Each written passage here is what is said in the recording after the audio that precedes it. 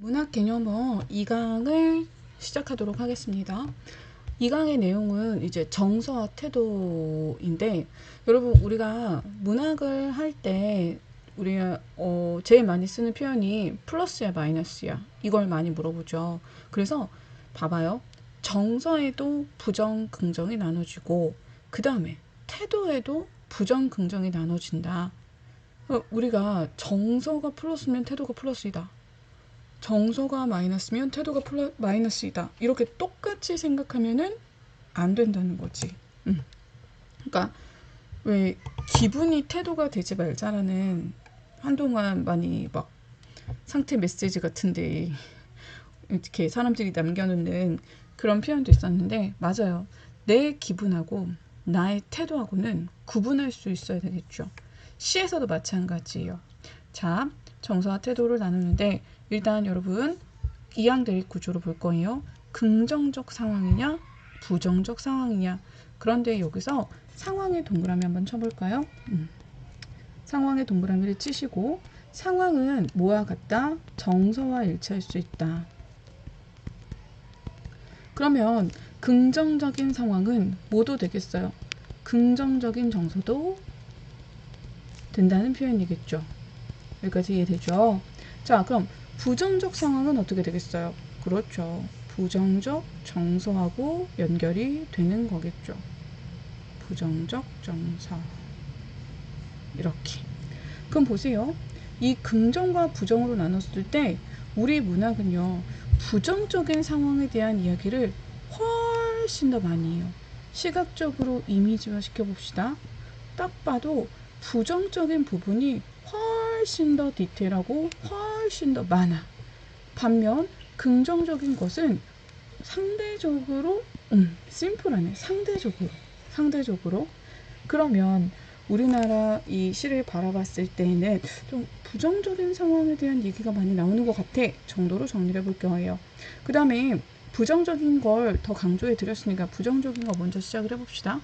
갈등한다든지, 슬픔을 느낀다든지, 고통을 느낀다든지, 안타까움, 좌절 등등등등, 이런 모든 것들이 부정적인 상황 인식인데, 여러분 부정적인 상황 인식을 다시 이항 대립시켜 볼 거예요. 개인적인 것이냐 사회적인 것이냐. 그럼 개인적인 것에는 어떤 내용이 있냐면, 고향이나 이상향이나, 아이고 여기 오타가 났네, 입이 아니라 임이나 이런 것들이 내 옆에 없어. 그러면은 어떤 정서겠어? 고향이 없다면 부재, 존재하지 않다, 없다, 이렇게 써볼게. 없어. 있어야 할 것이 없는 거야. 그러면은 고향이 없으면 고향이 그리워. 이상향이 없으면 이상향을 꿈꿔. 님이 내 옆에 없으면 님이 당연히 보고 싶어. 뭐 당연한 얘기를 하고 있어요. 그쵸? 여기까지 이해가 안 되는 건 없을 거라고 생각해요. 자, 두 번째, 성찰하는데, 성찰의 대상은 자신의 삶, 그리고 삶의 본질이에요. 다시, 자기 자신, 그리고 조금 더 나아가서는 자신의 삶, 그리고 세 번째는 본질. 예를 들어보자. 항상 선생님이 이런 비유를 들어서 미안하지만, 나 지금 주말 사이에 공부 어떻게 했어요? 열심히 했어요? 그러면은 내 인생은 항상 마음에 들었어요, 안 들었어요? 그럼 더 나아가서 나는 도대체 뭐 때문에 이러고 살고 있는 거예요? 나의 개인의 삶, 개인의 삶에 대한 본질, 이런 것들로. 그래서 나에 대한 얘기를 하다가 인생에 대한 이야기로 확장시킬 수 있다, 이런 얘기를 하고 있는 거고, 애화는 궁핍이야. 자, 여기서 우리가 하나 옆에다가 참고 표시하고 해놔야 되게 뭐냐면은 애상인데, 자, 얘네 둘은 기본적으로 슬픔이라는 정서가 깔려 있어. 슬픔이라는 정서가 깔려 있어. 근데 얘들아, 사랑하는 사람과 이별을 해서 느끼는 슬픔하고 먹고 살기가 힘들어서 느끼는 슬픔하고는 슬픔의 그 종류가, 결이, 온도가 좀 다르죠. 그쵸? 자, 여기서 애환이라고 했을 때 이 애환은 삶의 궁핍함이야. 궁핍함. 그러니까 개인적으로 너무 가난하고 먹고 살기가 힘들어. 그러면은 요 님이 없을 때 느끼는 슬픔 있지. 님이 없을 때 느끼는 슬픔은 여기다가 애상이라고 한번 써보자. 자, 그래서 애화는 너무 가난해서, 성찰은 자신의 삶을 돌이켜보면서, 부재는 부재하는 대상의 종류에 따라서 좀 달라질 수 있다. 이런 얘기고, 사회적인 거. 우리 일단 여기다가 별표를 하나 달아볼까요? 네.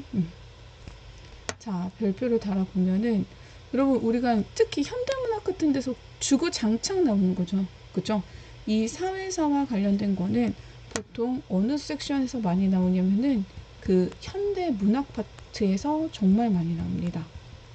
이제 내신을 준비하는 친구들, 자, 그 다음에 뭐 수능도 마찬가지예요. 내신, 수능, 뭐 중등, 고등 할 것 없이 이 사회에 대한 이야기는 계속 신화 소설로 다루고 있는데, 모순이라는 건 이렇게 상식에서 벗어난 거야. 그러니까 예를 들어서 착한 사람은 행복해야 되겠지. 근데 착하면 착할수록 안 행복해. 못되고 나쁠수록 넉넉한 삶을 살아. 이런 게 모순이라는 거야. 모순. 별표 하나 칠까? 우리가 말하는 상식에서 벗어났어. 성실하면 어떻게 해야 돼? 돈을 많이 벌고 성공해야 되지. 근데 그렇지가 않다는 거야. 그리고 요 모순하고 부조리가 같은 말이야. 그 다음에 부담, 비판, 역사, 사회, 시대, 세태 이런 것들이 있는데, 여러분, 그래서 요 파트는 우리 앞에 1강에서 배웠던 뭐랑 연관이 되냐면 반영론적 관점 하고 연결이 아주 이렇게 밀접합니다. 그래서 일제시대, 전쟁, 독재, 산업화가 있는데, 여러분, 일제는요 1910년대부터 1945년까지 이렇게 갈 거고, 그 다음에 전쟁은 그 1950년대를 이렇게 다 통한다고 생각하시면 되고, 독재 정권은 60년대부터 80년대 걸쳐서 나올 거고, 그 다음에 산업화 도시화는 이제 70년대부터 80년대 이야기들로 많이 구성이 될 거예요. 네. 그래서 이런 역사적인 시대의 범주를 좀 이해해 주셔야 됩니다. 자, 주권을 상실했고, 일제강점기 갑니다. 주권을 상실했고, 그래서 2번 나그네가 나오지. 왜 나그네가 나오냐면은 요 나그네들은 떠도는 이미지야. 유랑한다. 어디에? 간도라는 지역에.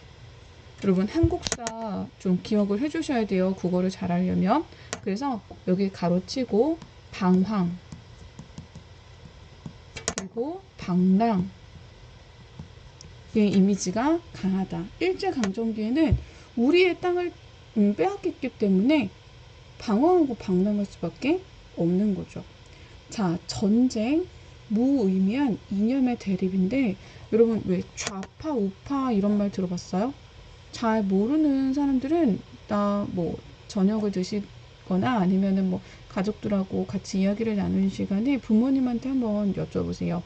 우리나라는 왜 분단이 됐냐면은 이런 이념의 생각의 차이예요, 여러분. 근데 어떤 생각이냐면 그냥 나는 짜장면 좋아, 짬뽕 좋아 그런 생각의 차이라기보다는 정치적인 이념의 차이예요. 세상을 바라보는 시선이 서로 다른 거죠.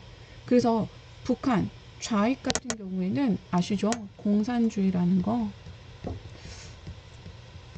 펜이 왜 이렇게 구글글까?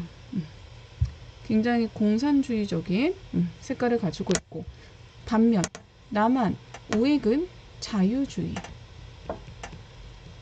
민주주의 이쪽이죠. 그러니까 세상을 이끌어가는 방향의 차이가 있기 때문에 갈라질 수밖에 없는 거야. 근데 생각해봐. 이 공산주의면 어떻고 자유주의면 어때?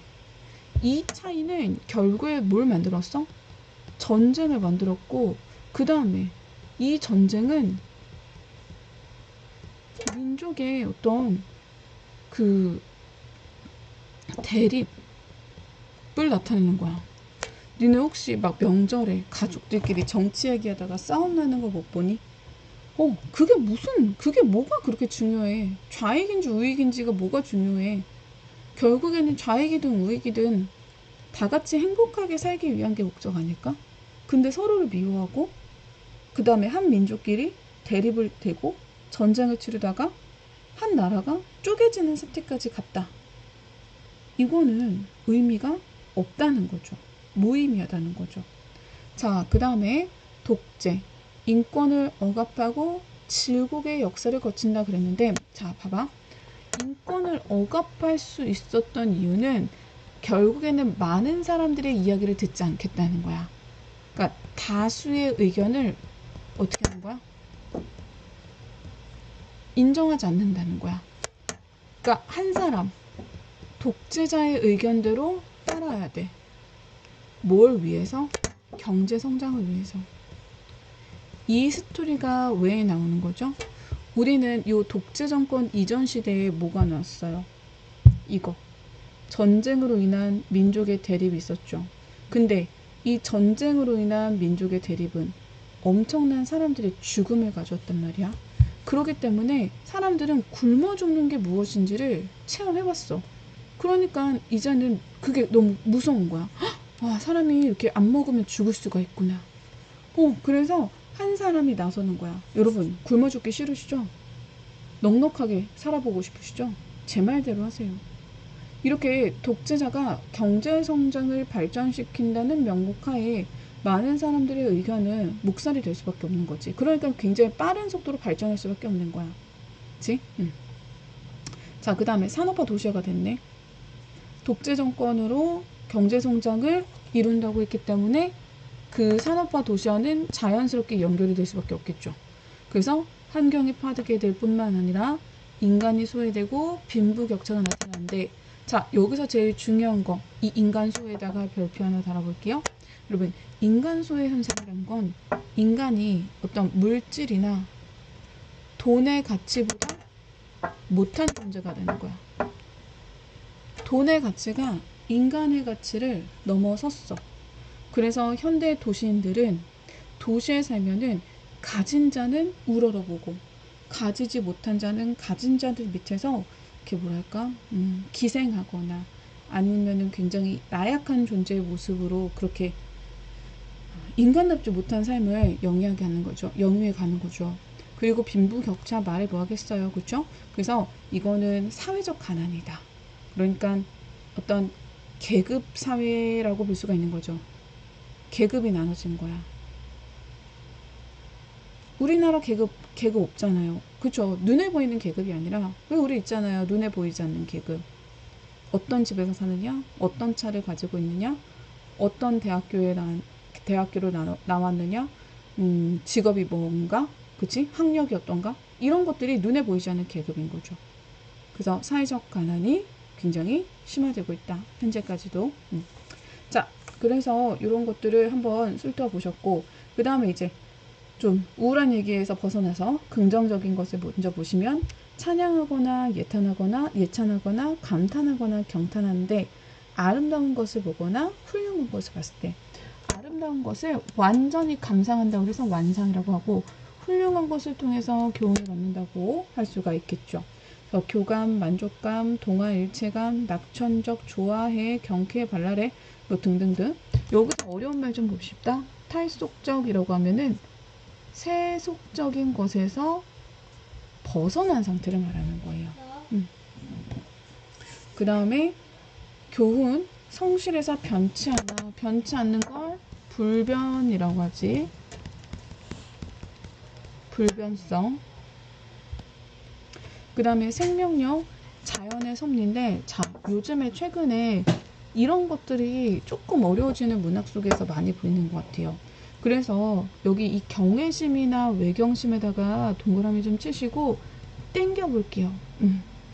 여러분, 우리는 항상 뭐 요번에도 여름에 비가 많이 내려서 느끼셨겠지만 자연 앞에서 한없이 작은 존재예요. 자연의 섭리, 자연의 순환, 자연의 순리, 자연의 본질, 이런 거 앞에서 인간은 좀 공경과 두려움을 느껴야 되는데, 경외심, 외경심은 무슨 뜻이야? 공경 플러스 두려움인 거야. 그래서 이 두려움은 좋은 두려움이야. 플러스적인 두려움이야. 나쁜 두려움. 나 쟤 싫어, 쟤 무서워 이런 두려움이 아니라 우리가 뭔가 좀 잘 보여야 되는 존재한테 느끼는 두려움이다 라고 생각하실 수가 있겠죠. 자, 요 한 판을 이해하시는 데는 시간이 걸립니다. 한 번에 되지 않는다고 해서 포기하시면 안 돼요. 자, 그래서 개념 3번 볼까요? 상황에 대한 정서를 봅시다. 제가 반응점을 두 가지로 나눠놨어요. C는 기분이 좋을 때나 나쁠 때 쓴다. 그럼 기분의 측면이니까 요거는 뭐겠습니까? 정서죠. 그러니까 정서라는 것은 긍정적일 수도 있고 부정적일 수도 있는 거예요. 그죠? 그래서 다시 한번 하이라이트 쳐볼까요? C는 정서가 나타난다. 그러니까 우리가 초등학교 때는 기분이라고 배웠다면 중학교, 고등학교로 올라오면서 정서나 감정이라는 표현으로 바꿀 수가 있다는 거지. 자, 그 다음에 기분은 추상적이고 관념적인 거야. 추상적이고 관념적이다. 우리 이거 처음 듣는 친구들은 어렵지만 좀 멈춰가지고 꼬박꼬박 꾹꾹꾹꾹 필기하면서 좀 봐주시고, 이해되는 친구들은 대답을 좀 하시면서 미리 예측을 좀 해주셔도 좋을 것 같아요. 자, 이렇게 문학에서는 대립되는, 문학뿐만 아니지, 내가 요즘에 비문학 수업하는 친구들은 비문학도 이항 대립의 구조로 설명하고 있고, 뭐 모든 것들을 웬만하면 저는 N1, N2, N3의 개념으로 설명을 드리는데, 자, 왼쪽에다가 추상적 이라고 놓으면은 오른쪽은 뭐가 돼야 돼요? 구체적이 돼가지고 이 둘이 뭐가 됩니까? 벌새 관계를 이루는 거죠. 추상적이라는 건 눈으로 보거나 만질 수가 없어요. 그래서 얘는 관념적이다. 그죠? 그리고 조금 어려운 말로는 형이상학적이다. 별거 아니야. 평이상적이다. 이상적, 이상학. 너무 위에 있어서 우리가 가까이 할 수가 없어. 자, 구체적이라는 것은 뭐예요? 감각적이다. 그러면은 얘의 반대 개념은 뭘까? 이 형 이상의 반대 개념은 뭘까? 그렇지. 형 이하학이 되는 거야. 별거 없잖아. 그치? 그러니까 얘는 손으로 만지거나 눈으로 보거나 귀로 듣거나 피부로 느끼거나가 가능한 거야. 그래서 나 사랑해. 얘들아, 니네 사랑을 눈으로 볼 수 있어? 사랑을 눈으로 볼 수 있어? 사랑이라는 감정을 눈으로 볼 수가 없는 거야. 그래서 그 사랑하는 마음을 뭘로 표시해? 사랑할 때는 어떻게 표시해? 사랑은 눈에 보이지 않으니까 뭐라고 해? 사랑해 라고? 사랑해라고? 어떻게? 말하거나 아니면 손으로 어떻게 하지? 말을 할 수도 있고 귀에 들리게 말을 하기도 하고, 또 손으로 사랑하면 어떻게? 하트. 하트. 그치? 옆에 우리 아들이 듣고 있는데 손 하트 같은 거 있잖아. 이런 것도 하고. 그치? 그 다음에 사랑하는 사람한테 뭐 주기도 해? 선물. 선물. 맞아, 선물. 이런 식으로. 그치? 그러니까 사랑하는 건, 사랑하는 마음은 눈에 보이지 않으니까 말을 하거나 손 하트를 하거나 선물을 주는 거야.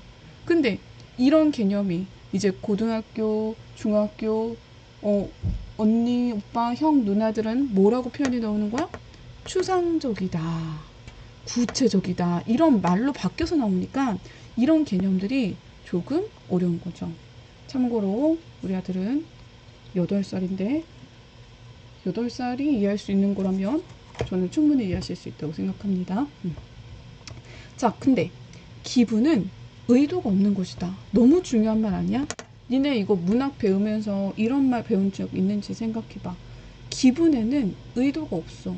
그냥 자연스럽게 느껴지는 거야. 예를 들어서 어떤 감정이 있을까? 안 좋은 감정에는 어떤 감정이 있을까? 안 좋은 기분. 화난 감정. 화난 감정. 화나고 싶어서 슬픈 감정. 그치. 화나고 싶어서 화나는 사람은 없고, 슬프고 싶어서 슬픈 사람도 없어.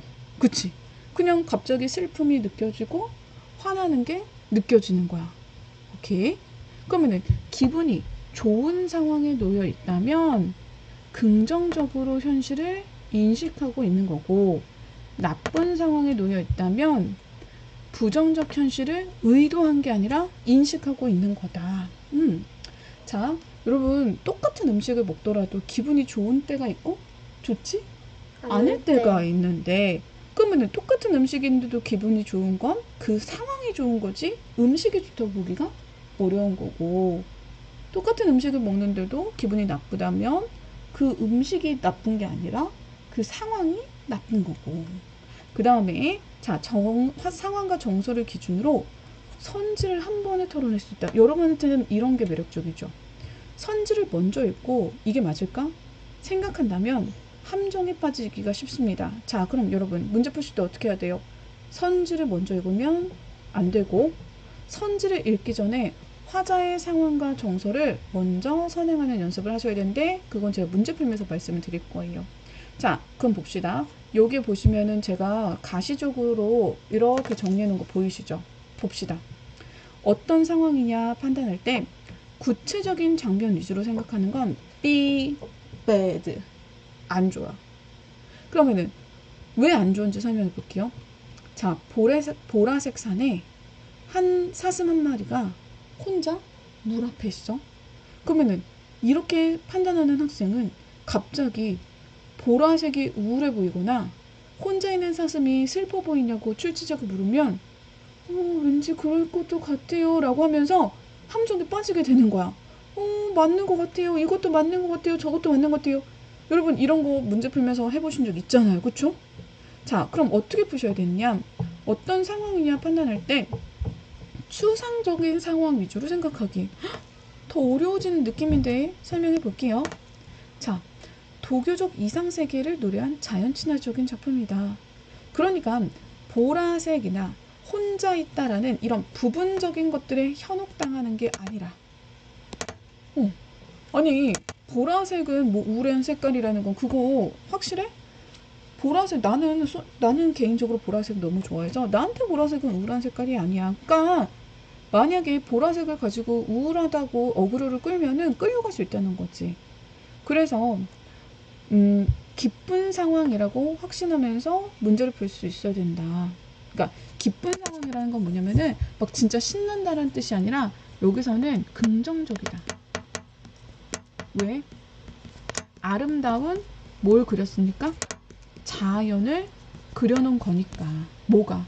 이런 시가 있어, 얘들아. 이런 시가 있어. 자, 그럼 꿀팁 봅시다. 시 속의 상황에 대한 정서를 출제자가 보기를 통해 드러낼 수 있으니 보기를 미리 찾아주자. 여러분 이걸 꿀팁이라고 낸 게 참 말씀을 드리는 게, 와 저게 무슨 꿀팁이야. 뭐 많은 문제집들에서 이미 들은 건데, 많은 인강에서 많이 들은 건데, 여러분 그럼 생각해 보세요. 왜 모든 문제집들마다, 모든 인강 강사님들마다, 모든 학교 선생님, 학원 선생님, 저를 포함하여 왜 이걸 강조할까요? 너무 중요하니까. 그치? 그래서 우리가 구체적으로 생각하지 않고 추상적으로 생각하기 위해서는 이렇게 먼저 보기를 통해서 드러내는 게 좋다. 그 다음에 긍정적인 현실 인식은 좋거나 행복하거나 아름답거나 숭고하거나 존경스럽거나 교훈적이거나. 자, 그래서 자연이 아름다운 거는 봅시다. 이렇게. 그치? 이런 개념들이야. 먼저 읽어보시고 모르는 단어가 있다면 체크해 주세요. 전통은 아름답다. 자연이 아니라 전통. 고즈넉하다, 고담하다, 고풍스럽다, 우아하다, 예스럽다. 숭고하거나 존경스럽다. 자, 시련을 이겨낸 이런 친구들. 그 다음에 생명력. 그 다음에 굉장히 위대한 삶. 당연한 거지. 읽어보면 될 것 같아. 자, 그래서 부정적인 현실 인식에서 보시면 개인사와 사회사가 있다. 개인사는 비판할 수 없는 부정적 현실 인식이야. 아니 할아버지가 병에 걸려서 돌아가서 슬퍼. 그거는 그러니까 할아버지 누가 술 드시래요? 뭐 이렇게 할 수는 없잖아. 그치? 근데 사회사는 비판할 수 있는 부정적인 거야. 일제에 의해서 우리 민족이 죽은 거. 그러니까 일제에 의해서 강압적으로, 억압적으로 살다가 죽은 거니까 비판할 수가 있는 거지. 자, 그 다음에 사회사는 좋은 상황 없이 무조건 나쁜 것이다. 자, 무조건이라는 말 함부로 쓰면 돼요? 안 돼요? 안 돼요. 그런데 무조건이라고 했어요. 문학의 세계관은 약자를 위해서 존재합니다. 그런데 약자들에게는 사회라는 곳이 참 살아남기 힘든, 강한 사람들만이 살아남을 수 있는 공간이기 때문에 고통스러워요. 그래서 일제강점기, 전쟁, 독재, 산업화, 얘네들은 다 무조건 플러스야 마이너스야? 마이너스다. 한 번만 더 읽어주세요. 그러니까 좋지 않다는 뜻이에요. 좋지 않다는 뜻. 자, 그 다음에 시어 중에는 문장의 구조로 인해서 의미가 발생하는 시어가 있고 그 자체로도 의미가 부여되는 시어가 있다. 그럼 봅시다. 육첩방은 남의 나라. 그럼 이거 누가 쓴 시냐면은 윤동주의 쉽게 쓰여진 시라는 시야. 그러니까 분명히 우리가 푸는 문제에는 윤동주라고 주어줄 거야. 그럼 윤동주는 무슨 시대 사람이지? 일제 강점기라는 거 정도는 우리가 머릿속에 집어넣고 있잖아. 그러면 일제 강점기에 남의 나라니까 여기 어디야? 일본이야. 그럼 일본 플러스야 마이너스야? 마이너스. 부정적인 의미다. 그러면 가장 낮은 곳 따뜻한 한방눈이 되어 내리자. 그러면 한방눈이 내려. 그러면 여러분 이거는 입장의 차이가 있다고 그랬어요. 군인이 바라보는 한방눈, 하늘의 쓰레기. 그런데 뭐 이런 어린이들이 바라보는 한방눈, 너무 신나는 거. 모쏠이 혼자 길을 걸어갔는데 내리는 한방눈, 어우 추워. 뭐 이제 막 썸을 끝내고 사귐을 시작한 연인들이 막 밤에 걸어가는데 내리는 한방눈, 로맨틱 그 자체. 그렇기 때문에 얘는 뭐예요? 그 문장의 구조, 그러니까 문장의 상황에 따라서 의미가 발생하는 거야. 그러면은 주변을 봐야 되지. 따뜻한 한방눈이 되어 내리자. 긍정적이죠. 그래서 따뜻한 한방눈 내리자 라고 했기 때문에 얘는 긍정적 의미를 획득할 수밖에 없다. 그래서 훑어 내려가면서 천천히 읽어야 시간이 단축될 수 있다. 되게 모순적인 것 같지만 여러분 빨리 읽으려고 하다가 2번, 3번 반복하다가 실수하는 경우를 너무 많이 봅니다. 오히려 천천히 한 번에 푸시는 게 시간을 단축하실 수 있을 겁니다. 자, 그래서 관련된 문제는 풀어주시면 될 것 같아요. 자, 천천히 풀어보시고 3강에서 만날게요. 수고하셨습니다.